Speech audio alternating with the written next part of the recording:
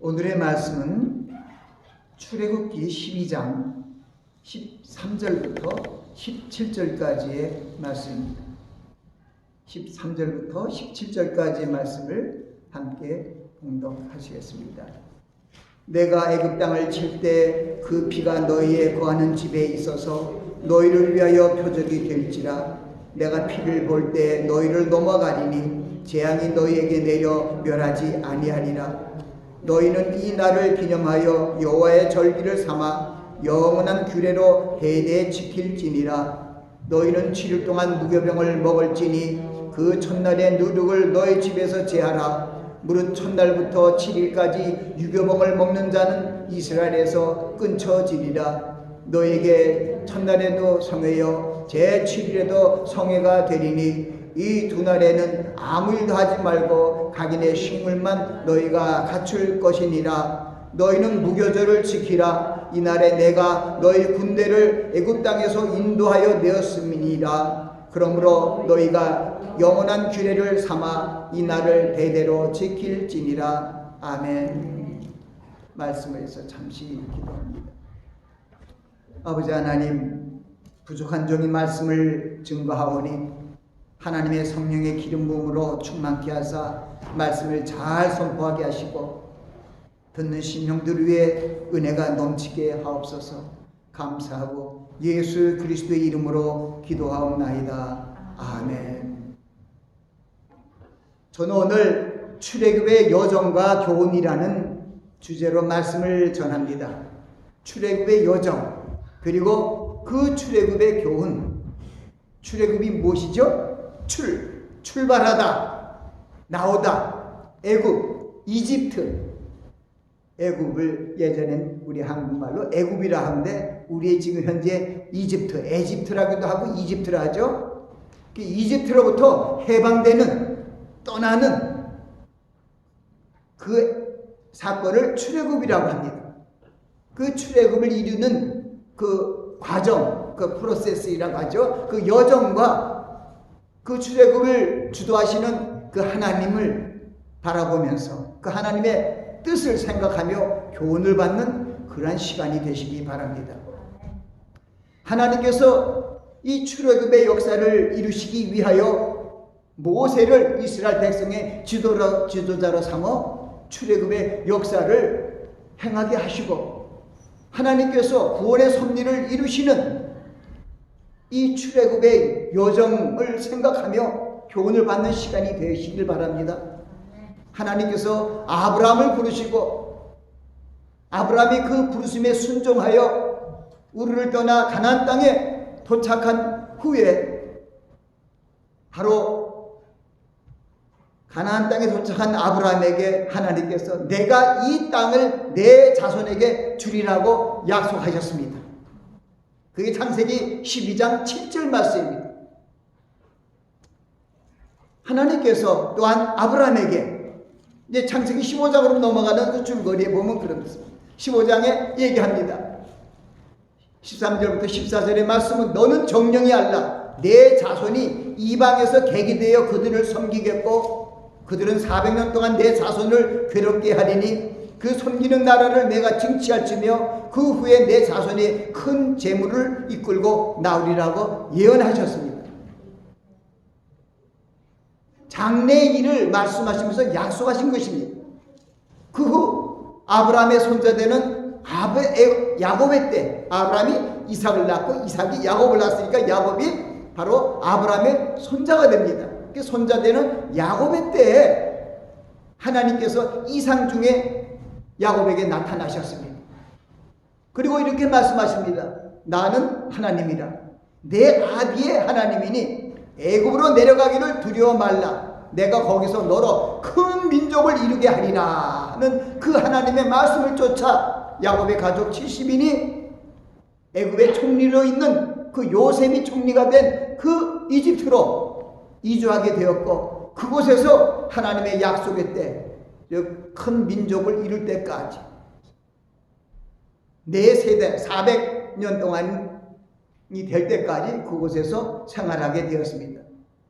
이 말씀 보면 출애굽은 출애굽의 시작은 바로 아브라함을 통해서 시작했습니다. 아브라함이 그때 나이가 75세였는데 아브라함이 하란을 떠날 때 그 우를 지나서 왔을 때 그 나이가 15세라고 얘기합니다. 하나님께서 창세기 12장은 너는 본토 친척 애비 집을 떠나 내가 내게 지시할 땅으로 가라. 내가 너로 큰 민족이 되게 하고 너에게 복을 줘 창대케 하리니 너는 복의 근원이 될지라. 너를 축복하는 자에게는 내가 복을 내고 너를 저주하는 자에게는 저주하리니 땅에 있는 모든 족속이 너를 인하여 복을 얻을 것이니라 하신지라. 이에 아브라함이 여호와의 말씀을 쫓아갔고 롯도 쫓아갔더라 하고 얘기합니다. 그때 그 나이가 75세였습니다. 여러분, 아브라함의 후손이 누구죠? 아브라함 100세 난 아이가 누구예요? 이삭이잖아요. 그거는 100세에 났으니까 25년 후잖아요. 그러니까 자식이 없었을 때 하나님께서 아브라함에게 그 자손이 하늘의 별같이 창대할 것을 말씀하셨어요. 여호와 하나님께서 아브라함에게 말하면서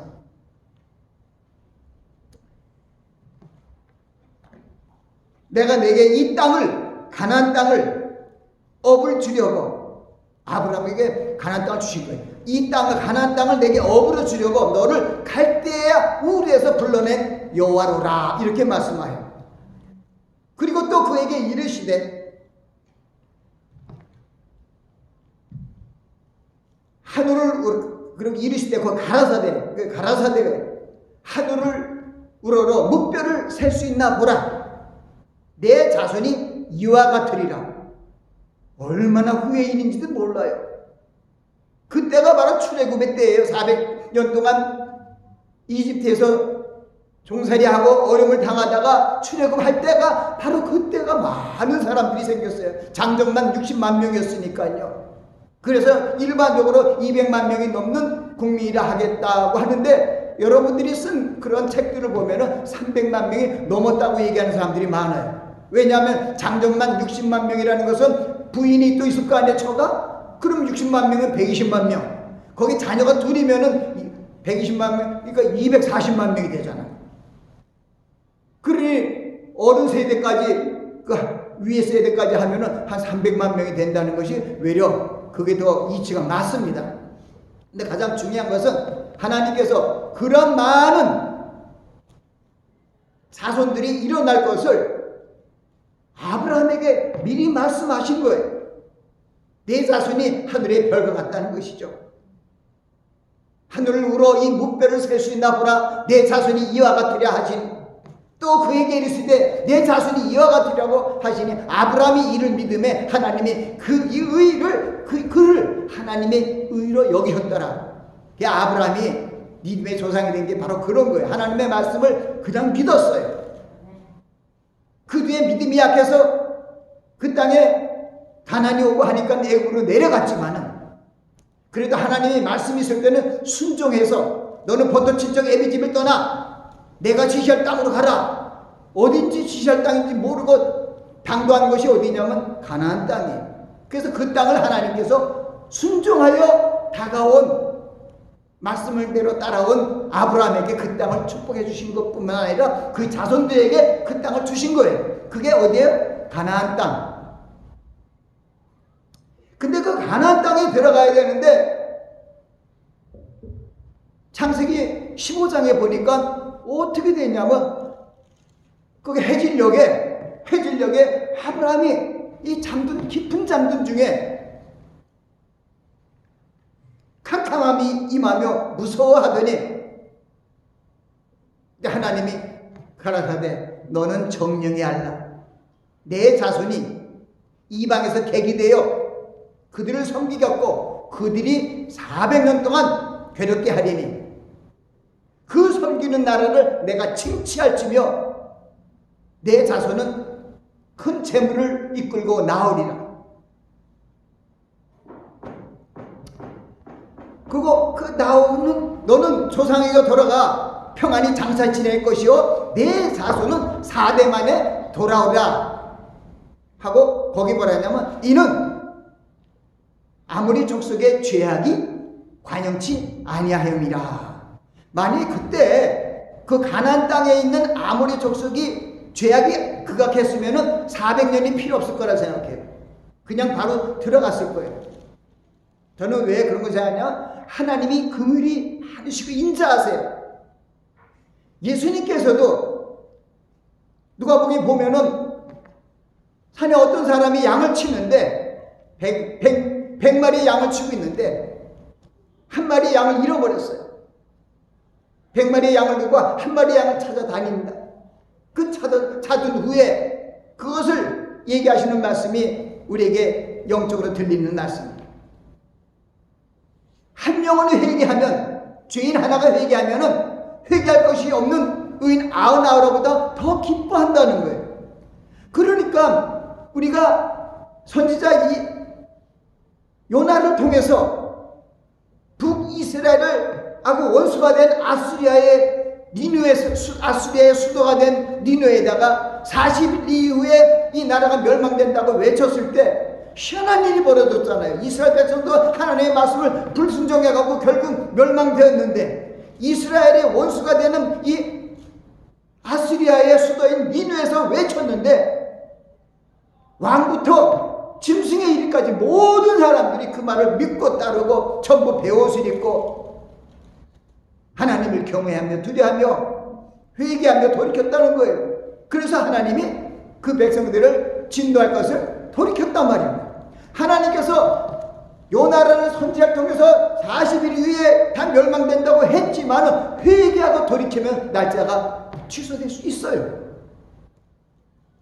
많은 사람들이 그 하나님의 말씀을 1.1획도 틀림없는데 왜 그러냐고 이렇게 얘기를 하는데 아니에요. 하나님은 긍휼이 풍성하세요. 무엇보다도 한 영혼이 회개하여 돌이킬 때는 그것이 내가 연수를 얘기해도 그 연수를 오버할 수가 있어요. 제가 후에 얘기하지만 주님께서 더디오심으로 여러 가지 문제가 많이 생겼어요. 열처녀의 비유도 신랑이 더디올세 다 졸며 잘세 문제가 돼갖고 그 열처녀 중에 기름을 따라 준비한 5처녀만 밤중에 신랑이로다 맞으러 나오라는 그 소리 듣고 나간 거예요. 우리는 하나님께서 우리 인생을 사랑하신 그 큰 사랑을 우리의 참 부족한 머리 가지고 이리 재고 저리 재고 하면 안 돼. 오늘 이 창세기 15장에는 하나님께서 400년 만에 4대 만에 돌아오게 한다고 400년 동안 이 이스라엘 백성을 괴롭게 하는 동안에 이스라엘 백성들을 아주 번성하고 증다해서 아주 많은 큰 백성이 됩니다. 그런데 출애굽기 우리가 같이 봉독한 이 출애굽 12장에는 거기 해석하는 게 보니까 400년이 아니라 430년으로 됐어요. 어떻게 창세기 15장에는 400년이라고 그랬는데 430년 동안 종살이 했다는 것을 2번이나 얘기하고 있어요. 그게 뭐냐면 40절하고 41절에 있는데 이스라엘 자손이 애굽에 거주한 지 430년이라 430년이 마치는 그날에 여호와의 군대가 다 애굽 땅에서 나왔다는 출애굽했다는 거예요. 근데 하나님은 뭐 아브라함 통해요 400년 동안 그들이 괴롭힌다고 했는데 어떻게 된 거냐고 이거 갖고 갑론을박을 하고 있어요. 그런데 가만히 보면은 이 사도행전 7장에는 스데반이 설교를 할 때 거기서 얘기를 해요. 거기서는 스데반은 뭐라고 얘기한 줄 알아요? 참 희한한 거죠. 그러니까 우리가 다툴 게 아니에요. 성경이 얘기를 해요. 성경이 창세기 15장에는 400년 동안 괴롭히고 4대 만에 돌아온다 그랬는데 오늘 본문에 있는 출애굽기 12장 이후에 보면은 오늘 아까 제가 우리 같이 봉독한 12장 후반에 있는 40절 41절은 430년이 마칠 때 나왔다는 거예요. 그런데 이 구약의 신약의 그림자라고 하면 신약시대에 돌아와서 바로 그 스데반 집사가 설교를 하는 것이 사도행전 7장에 기록되어 있는데 사도행전 7장에는 거기에는 또 하나님이 얘기한 대로 400년 만에 돌이켜준 것을 거기 또 400년으로 또 나와요. 그런데 그 뒤에 사도행전 13장에는 사도 바울이 가나안 땅의 7 족속을 멸한 후에 그 때가 바로 450년이 됐다는 거예요. 그러니까 출애굽 한 450년간 그 기간이 걸렸다는 거예요. 그것은 무슨 얘기냐면 그러한 족속들을 치고 안 치고 또한 거기서 무슨 생각을 했냐면은 이 오늘 제가 봉독한 이 말씀 속에서 하나님께서 야곱을 통해서 70 가족을 데리고 나아갔는데 또 사도행전 7장 13절 14절 그쪽에는 스데반이 뭐라 그랬냐면요 거기는 75명이 야곱이 친척 75명이 나갔대요. 그럼 여기 우리 출애굽 12장에는 70명이 내려갔다는데 왜 거기 75명이냐? 그럴 때 요셉의 자손, 손자까지 5명을 쳤을 때 그렇게 된다는 것이 또 그런 게 있어요. 그러나 가장 중요한 것은 400년이 중요하고 430년이 중요하고 450년이 중요하고 이것이 잘 됐다 안 됐다고 싸울 게 아니라는 거예요. 300년이 못 되고 400년이 못 되고 500년이 어때? 하나님이 이스라엘 선민들을 불쌍히 여겨주시고 구원의 장정으로 아브라함의 그 후손들을 자손들을 믿음의 조상 아브라함을 보고 그 자손들에게 복을 주어 가나안 땅을 주셨어요. 하나님이 아브라함과 또 이삭과 야곱을 통해서도 가나안 땅을 너희 자손들에게 주라고 맹세까지 하셨어요. 그렇기 때문에 하나님의 신실한 약속은 변하지 않습니다. 그 출애굽의 역사는 바로 아브라함에게 한 언약을 지키기 위한 역사며 또 하나님께서 이스라엘 백성들을 구원하시려는 그 구원의 섭리가 있는 것입니다. 그래서 우리는 몇 명이 내려가고 몇 명 내려가서 그것이 그 400년이 지나서 몇 장정만 60명 또 뭐 이렇게 그런 숫자가 중요한 것이 아니라 우리 복음 시대도 마찬가지예요. 5병의 기적, 7병의 기적에 먹고 남은 게 바구니가 12바구니라 하는 그것도 먹은 사람 숫자가 복음서에 달라요. 근데 자 보세요. 7,000명이 예를 들어서 5,000명이 먹는 거하고 5,001명이 먹는 거하고 달라요? 다르죠. 숫자는 다르죠. 그러나 하나님이 예수 그리스도 안에서 우리를 사랑하여 주시고 예수 그리스도로 말미암아 인생들을 불쌍히 여겨서 그들에게 일용할 양식을 준 건데 뭐가 숫자를 따지기 있어요. 우리는 오늘 출애굽의 여정을 상고하며 교훈을 받지만 사실 이 출애굽을 떠나서 광야 생활도 마찬가지예요. 사람들은 광야 생활이 얼마나 덥고 춥고 배고프고 그런 식으로 광야 생활을 얘기하는데 광야 생활은요 아니에요. 궁궐 같은 생활이에요. 40년 광야 생활에 그 뜨거운 열사 밑에서 어떻게 살아요? 하나님께서 구름 기둥을 다 펼쳐줬어. 평안하게 했어요. 낮에는 몰아치는 그런 광야 사막의 바람을 추운 바람을 이기게 하시게 하여 그 이스라엘 백성 가운데 불기둥을 세워서 그들을 따뜻하게 했어요. 그들이 40년 동안 그 사막의 불뱀과 정갈이 있는 곳에 그들의 물려 죽은 사람이 없는 거예요.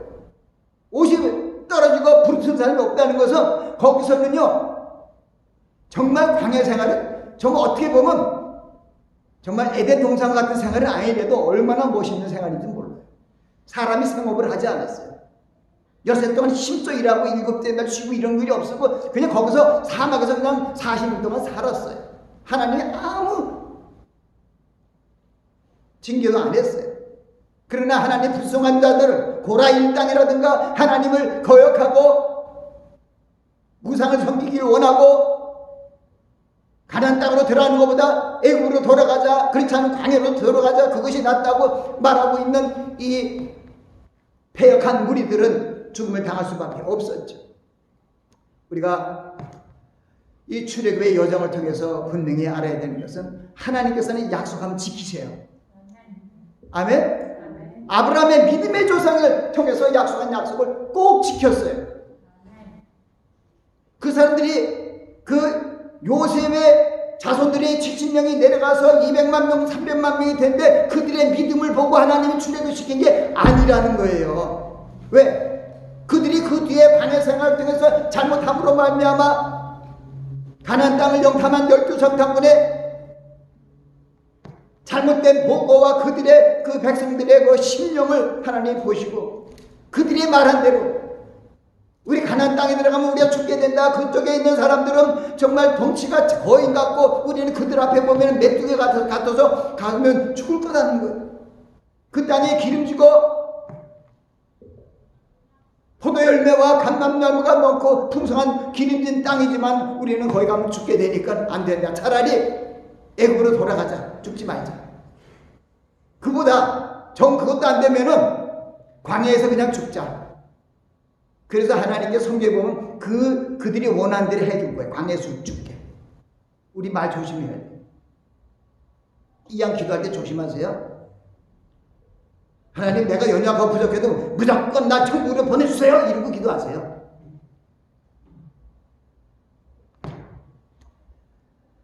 하나님께서 모세를 부르시고 이스라엘 백성을 인도하는 출애굽의 여정으로 인도하여 조상 아브라함에게 약속한 가나안 땅으로 올라가게 하셨습니다. 당시 애굽 왕인 이스라엘 자손들이 광야에서 희생을 드리도록 제사를 드리도록 허락해달라는 모세의 요구를 이집트의 왕 애굽 왕 바로가 그것을 동의의 요청을 듣지 않으므로 하나님께서 10가지 재앙을 애굽을 쳤습니다. 그리고 10가지 재앙이 친 후에 출애굽의 역사가 일어나게 됩니다. 여호와께서 모세를 통해서 사람의 장자와 모든 생축, 가축의 초태생을 죽이는 피해 재앙이 있을 것을 애굽 왕 바로에게 선포했습니다. 그리고 피해 재앙이 일어나는 6월절이 있는 첫 달을 이스라엘의 새해로 신년으로 정하게 하셨습니다. 이스라엘 선민들을 하나님이 기뻐하시고 그들을 위하여 새롭게 달력을 만든 거예요. 그리고 그 피해 재앙이 일어난 6월절이 있는 첫 달을 이스라엘 새해에 대해 하시고 그리고 하나님께서 6월절에 일어난 피해 재앙이 이스라엘 백성이 6월 넘기게 패스오버 6월절의 뜻은 그거예요. 패스오버인데 재앙으로부터 패스오버 시켰어요.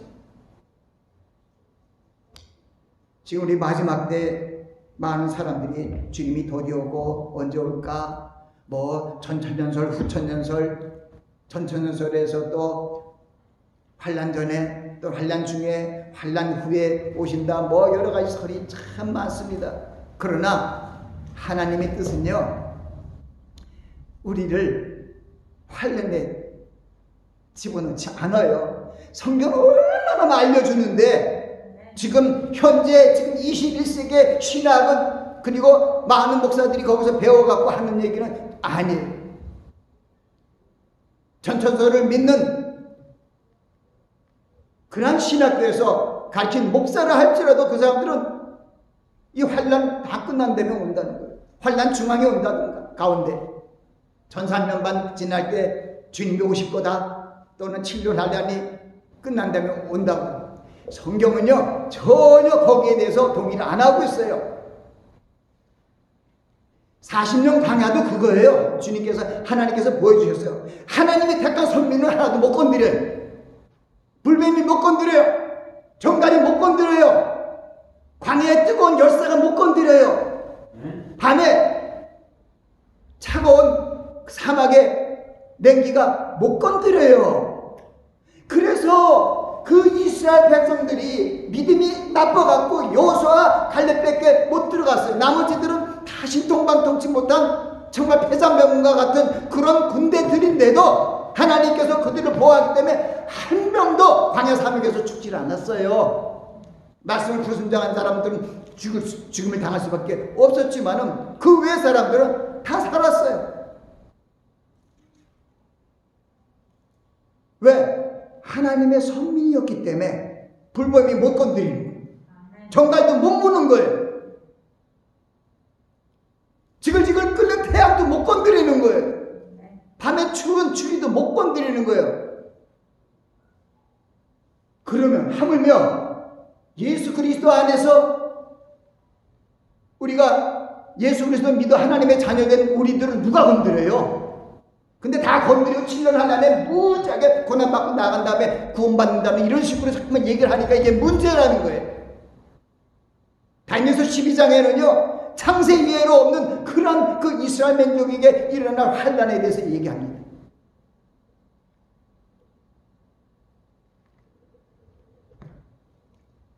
우리 믿음대로 됩니다. 빨리 나가겠습니다.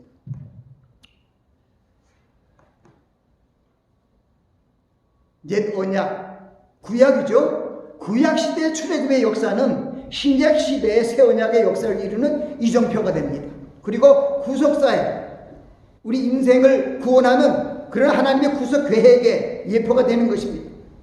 이스라엘 백성들을 430년간 종살이 하던 애굽의 속박에서 벗어나게 하시고 약속의 땅인 가나안 땅을 향해 나가게 했습니다. 그것은 성도들이 이 어두운 종말의 시대에서 벗어나 약속의 땅인 천국으로 인도되는 섭리를 보여주는 것입니다. 아멘. 하나님께서 첫 언약으로 말미암아 하나님의 백성된 이스라엘을 그 약속의 땅인 가나안 땅으로 인도하셨습니다. 그들이 믿음이 좋고 나쁘가 문제가 아니라 다 선민이기 때문에 다 불러들였어요. 약속을 이루셨어요. 우리 하나님의 자녀들은요 믿음이 연약하고 크고 할 수 있지만은 하나님의 약속을 믿으면 하나님 불러들여요. 하나님의 성경을 통해서 말씀하신 그 히브리서 3장 8절도 어제나 하나님의 말씀은 어제나 오늘이나 영원토록 동일합니다.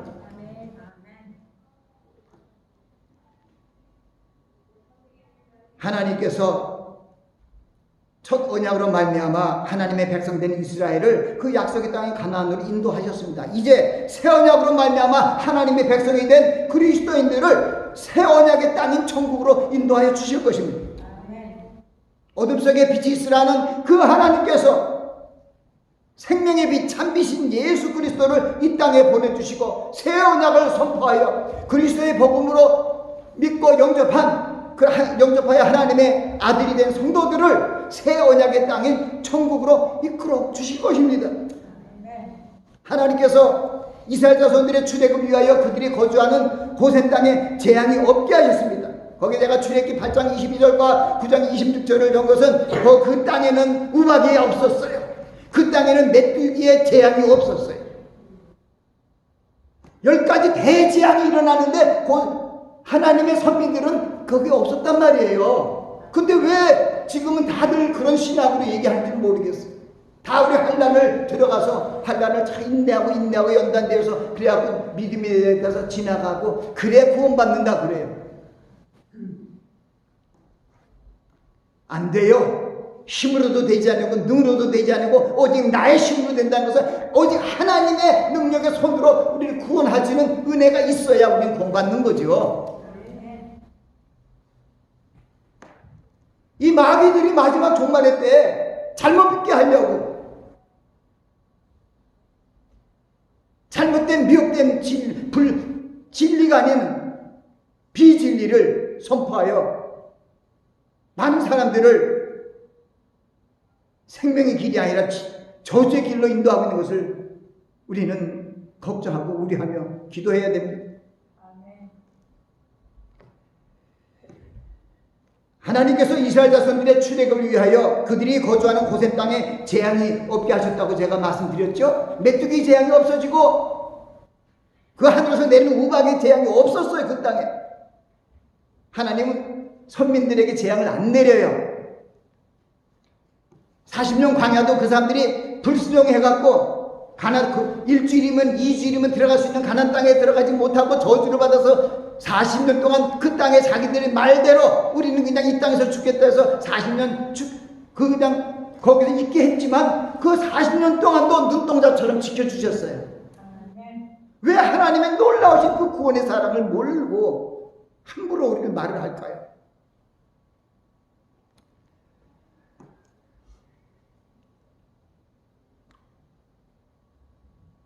하나님께서 아브라함을 통하여, 이삭을 통하여, 야곱을 통하여 조상에게 주기로 맹세한 땅에 그 백성들을 들어가게 하기 위하여 환난에서 벗어나게 하셨습니다.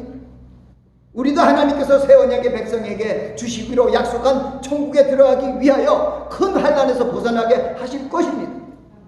주님께서 말씀하시는 종말의 징조의 하나는 코로나19 같은 온영의 재앙이 온 세계를 휩쓸고 있는 이 말세의 세대에서 우리 성도들이 주님의 재림을 소망하며 영적 출애굽의 역사를 이루어가야 합니다. 예수님께서 강림하실 때 그리스도 안에 죽은 자들이 먼저 일어나고 살아남은 우리 성도들도 저희 함께 구름 속으로 끌어올려 공중에서 주를 영접게 한다는 그 말씀을 믿어야 돼. 주님이 오시면 우리 바로 올라가요. 그것이 데살로니가서 4장 16절 17절이에요. 주께서 호령과 천사장의 소리와 하나님의 나팔로 하늘로 쫓아 친히 강림하시리니 그리스도 안에 죽은 자들이 먼저 일어나고 살아남은 우리도 저희 함께 구름 속으로 끌어올려 공중에서 주를 영접게 하리니 이리하여 우리가 항상 주와 함께 있으리라. 아멘. 그래서 그 마지막 절이 뭔지라 이 말로 서로 위로하라 그랬어요. 그래서 저는 이 성경 말씀으로 위로하는 거예요. 성경의 이 메시지로 위로하게. 그래서 우린 소망의 말씀을 붙들고 이겨야 됩니다. 주님의 재림에 대비하여 우리 예수님 초림 때 회개하라 천국이 가깝다 외친 우리 세례 요한처럼 우리 마지막 주님이 오실 때 이제 베드로후서 1장에 있는 것처럼 말세에 나타난 온전한 구원을 위하여 오시는 주님, 우리를 온전히 그리스도의 형상으로 변케 하여 천국으로 데려가실 우리 신랑 되시는 주님, 그 주님이 오시는 것을 생각하며 우리가 그 천국이 가까운 것을 알고 회개하라 천국이 가깝다를 우리는 전파해야 됩니다. 주님께서 죄인 하나가 회개하면 회개할 것이 없는 의인 99보다 더 기뻐하신다고 말씀하시잖아요. 또 나아가 한 명이라도 더 구원하시기 위하여 약속보다 더디 오시는 주님의 심정을 공감하며 더디 오신 신랑을 맞으러 나간 슬기로운 다섯 처녀가 되어야 할 것입니다. 제가 마지막에 성경 구절을 많이 적어놨어요. 제가 얘기한 것은 저의 어떤 개인적인 사정이 아니라 하나님의 말씀입니다. 보니까 이렇게 얘기합니다. 하나님께서 인생을 얼마나 사랑하고 귀하게 여기는지 알아야 돼요. 하나님이 세상을 이처럼 하사 독생자를 주셨으니 이를 저를 믿는 자보다 멸망치 않고 영생을 얻게 하려 하심이라. 그렇게 말씀하시고 그 안에 있는 디테일이에요. 누가복음 15장 7절에 바로 의인 하나가 회개하면 하늘에서 회개할 것이 없는, 하늘에서 회개할 것이 없는 건 뭐예요?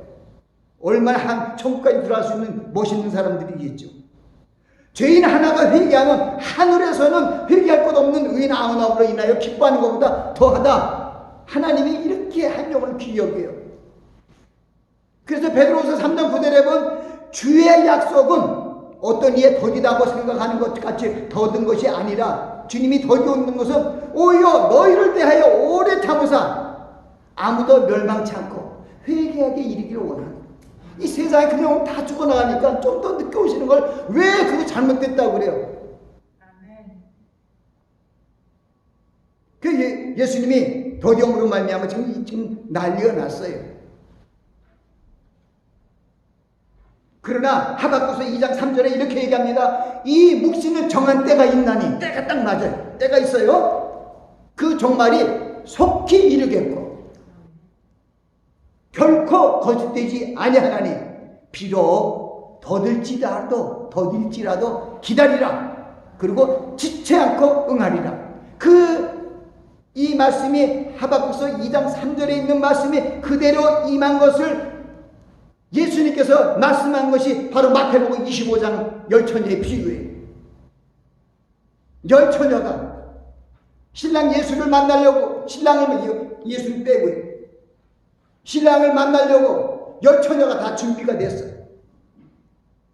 그런데 거 보니까 3절부터 8절을 적었는데 미련한 자들은 등을 가지되 기름을 가지지 않았다. 이 설명이 조금은 약간 등을 가졌다는 것은 불이 붙어있는 등을 얘기해요. 하나. 근데 따로 기름이 없었어요. 슬기 있는 자들은 그 그릇에 기름을 담아 불이 붙여있는 등에도 기름이 있죠. 그래도 따로 한 기름을 담아갔어요. 그런데 신랑이 더디옴으로 문제가 났어요. 신랑이 도디오니까요, 10처녀가 어떻게 되냐, 10처녀 중에서 5처녀가 뭐 알고 있고 5처녀 쭉쟁이가 아니라 별 차이가 없어요. 거기 보니까 신랑이 도디오므로 5절 말씀에 다 졸며 잤어요. 똑같아. 우리 인생 참 이래요. 신랑 가지러 나와갖고 이제 구원받아야 되는 신랑 신부 수업했던 이 잘 나가는 10사람들이 신랑이 도디오므로 말미암아 어떻게 돼서 다 졸며 잤어요. 그러니까 5명이 좀 슬기 있는 여인이 더 나은 줄 알았는데 똑같아. 다 졸며 잤어요. 그런데요, 그 저녁 때 그 등을 준비하는 것은 밤이죠. 밤에 준비해서 신랑을 준비하는데 더디 왔는데 거기 보니까 밤중에, 그러니까 조금 더디 왔지만은 그날 그 밤에 와요. 거기 있어요. 밤중에 소리가 나되 보라 신랑이로다 받으러 나오라 이렇게 하네. 이에 10명의 처녀들이 다 같이 일어났어요. 별 차이 없죠. 다 졸고 다 잤어요. 그런데 거기 뭐냐면 뭐가 틀렸냐면 신랑이 더디 오는 것을 조금 늦게 올 수 있다는 걸 생각하면서 신랑을 오시는 걸 사모했던 5은 들어갔어요. 그때 미련한 자들이 슬기 있는 자들에게 와서 우리 등불이 꺼져가니까 그렇게 켜 있었던 거예요. 다 우리 등불이 꺼져가니, 거의 꺼져가는 타임에 신랑이 왔어요. 그러니까 야, 우리 너희 기름을 좀 나눠달라 하니까 우리가 슬기도 좀 부족할 것 같으니까 넌 가서 나가서 살아. 그때는 늦었어. 그래서 5 슬기로운 처녀만 예수님을 영접해서 천국에 올라갔다, 이런 뜻이죠. 그러니까요, 신랑이 더디 올세 하는 이 사건이 지금 벌어졌어요. 지금 예수님께서 마지막 때 마태복음 24장에 보니까 제자들이 예수께 정령이 왔어요. 정령이 와서 이르되 주여 어느 때 이런 일이 있겠사하며 주의 임하심과 세상 끝에는 무슨 징조가 있어요? 예수께서 대답하여 가라사대 많은 사람이 내 입을 와서 나는 그리스도라 하면 많은 사람을 미혹하리라. 난리에 소문을 듣겠으나 넌 두려워하지 말라. 이것이 이제 난리 시작이라는 거예요. 민족을 나라가 나라를 대적하고 천체 기근과 온역이 있으니 이것이 재난의 시작이에요. 이 재난의 시작이에요. 이제 우린 준비해야 돼요. 회개하고 천국에 들어갈 준비를 해야 돼요. 근거는 없더라고요. 그러니까 바울 사도가 마지막 자기의 사역을 다 마치고 달려갈 길을 마치고 이제 아들 같은 디모데에게 한 말씀이 뭐냐, 내가 선한 싸움 다 하고 나의 달려갈 길을 마치고 믿음을 지켰으니 이제후로는 나를 위하여 의로운 의에 멸망하니 예비되었으므로 그날의 의로운 재판관이 내게 주실 뿐만 아니라 주의 나타나심을 사모하는 자에게니라. 주의 나타나심을 사모해야 돼요. 주님께서 오신다는 것은 금년에도 올 수 있고 내년에도 올 수 있고 내후년에도 올 수 있고 이제 얼마 올 거예요. 그러나 슬기로운 자 같으면은 첫 번부터 기다려야 돼. 이제 많이 예를 들면 이제 마치겠습니다. 이 7년 동안 주님이 오신다 그래 봅시다. 그럼 여러분 언제 기다릴 거예요? 여러분 둘째, 셋째 어디로 올 거예요? 요거 어떻게 뽑을 거예요? 7 다 지난 다음에 생각한 사람은 끝나는 거예요. 그러나 지혜롭고 슬기로운 자면 다 기다려야 돼. 미시 없죠, 그죠? 그러면 한란 전 휴거소로부터 기다려야 돼.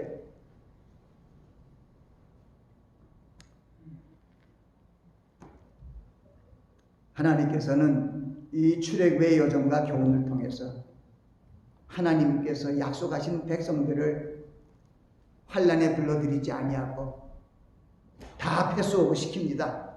근데 우리 마지막 때 환란이 성경에 없는, 듣도 보지 못한 그런 환란들이 일어나는 게 요한계시록에 써 있어요.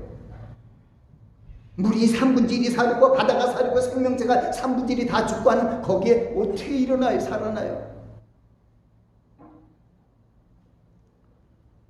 그러나 하나님께서 오늘 출애굽의 여정을 통해서 하나님의 자녀들과 약속한 약속을 지키십니다.